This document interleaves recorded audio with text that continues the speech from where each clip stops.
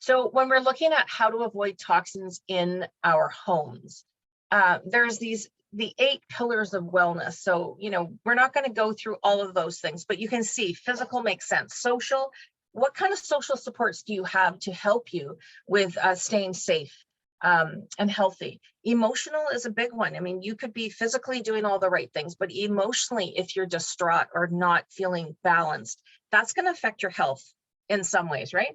Occupational, what if you work in a sort of dangerous type of job, or in a job where there are more toxins? Like, I think of this, and you may not think of this one, but when I worked as a rehabilitation consultant, I met with people in their homes to talk about why they're off work and disabled, and to help them get back to work.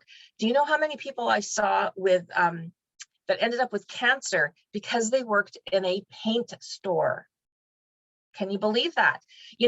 Remember the old days when they had lead in the paint? Do you remember there was a time when there was lead in the paint, and they had to fix all the schools, because like young kids, like you end up in their mouth, like touching the walls and doing all that stuff. That was where it was even more prevalent. Nobody needs lead in their paint. But I remember this was quite a few years back when that was a big deal. Well, thank goodness we don't put lead in the paint, but they still put stuff in our paint.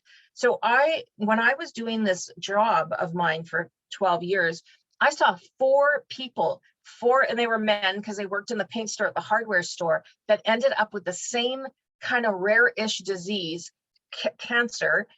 And nobody put 2 and 2 together, except I did, because I would see these files. So again, we think about your environment. Where have you worked? My dad was around a lot of fumes. He worked as a mechanic for most of his life. So financial, nobody can say to me that finances doesn't make a difference with your health and wellness. Yes, to a certain point, then I think it can maybe be detrimental if you have too much money, because you get into bad habits. But I think if you're living around the poverty line, you might not be able to afford the healthy food and the healthy whatever you need. So I do believe that helps or affects it. Spiritual, same thing. Spiritual, I feel like people that are grounded and have some kind of spiritual connection usually are more balanced with their health and wellness.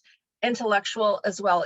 Were you able to get educated? Or are you coming from a place where maybe education wasn't free and you weren't able to be as educated? Because the more we know, the better we do. Like, what's the saying? We do better when we know better. We do better when we know better. I'm glad that you're all here today to learn more things. So then we get to the environmental, and that's what we're going to talk mostly. We're going to talk specifically about is the environmental things. So let's keep moving along. So why do you think that toxic chemicals are a problem with older adults? So I, again, curate all my classes to be specifically for us, 50 years old and higher, right? Because that's what I consider. Actually, a 50-year-old will be pretty upset if you say that they're an older adult. I do believe it's 55, right? 55 here in Canada anyways. So I'm 56. I just turned 56. So 55 is when you are considered an early senior in that first category. Of course, as I said, if you're in your 50s, nobody wants to be called a senior. Not that that's a bad word, but why do you think it's a problem for our cohort of our age group? Because there's lots of contradicting information, advice out there in pamphlets, on the internet. We all can do a Google search or whatever search engine you use and look up something, and 1 minute it'll say coffee's good for you, then you can find somebody that says coffee's bad for you. There's so much contradicting information, you don't sometimes know which way is up, right? That's one of the hugest reasons. So when you're a kid, maybe, I don't know, these days kids are Googling everything too, but when you're a kid, you're maybe not that interested, so you're not searching those things. You're searching other things. But for us adults, as soon as we're curious, we go onto the internet, and then we go down a rabbit hole, and then we don't know what's what.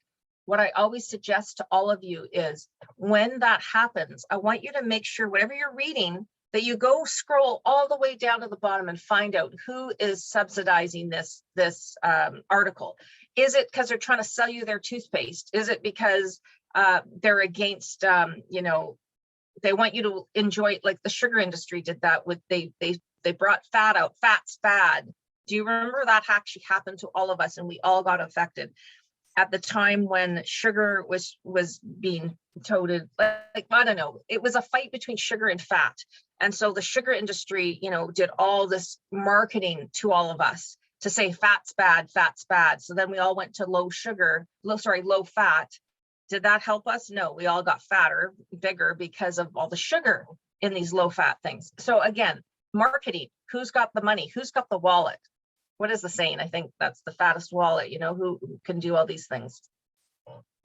So the other thing is, fortunately, it's good if you have young families and kids, and we probably have grandkids and maybe children that have, are a younger family, but most of the information out there research wise is targeted to young families. Did you know that? It's not targeted to us. They're not targeting our group, like where we might be health wise and stuff like that, which is the next point.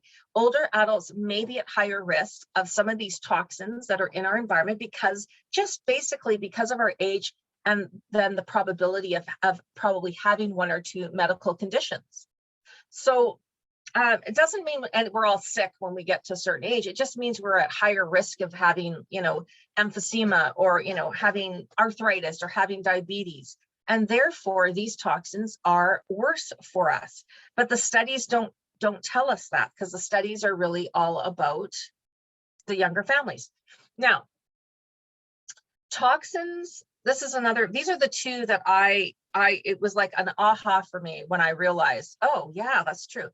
Toxins, when we're at this age, they've had decades to build up in our bodies. So something like, like the pesticide on an apple, for example, it's not killing you at 20, but like if you love apples and you're eating them and you're getting the same toxin, is that particular toxin building up in your body? Now you're 60. Now maybe it's the tipping point where that's now going to affect you. I didn't think about this one. This is the one that my husband told me, and I went, wow, that's a really, really good point. So if you are in your 50s, 60s, 70s, maybe even some people that come to class are in their 80s, you've had a long time to build up certain toxins. Now, this is the other one. Now, I am not against doctors, because I think they're, usually for the most part, they're selfless. They went into a profession to help us. It's a slog. Like, I didn't go through medicine because it was too many years. I wanted to, but I thought, I ended up doing my nursing degree, which was 4 years. But most people that go into like medicine is, I don't know, it's a lot of years of school. Is it 8 years? I think it's a lot of years. So doctors are busy people. They're busy people. Unless they've had like a patient after another patient that kind of twigs their thoughts here, going, I've seen a few people with the same rash. Maybe they would then look into a little bit more research into like finding out what's going on in the community that could be possibly causing this. But most of the time, they're not really up to date with their knowledge when it comes to toxins, just because they're busy. They're busy doing other things. They're busy giving medications out for, whatever.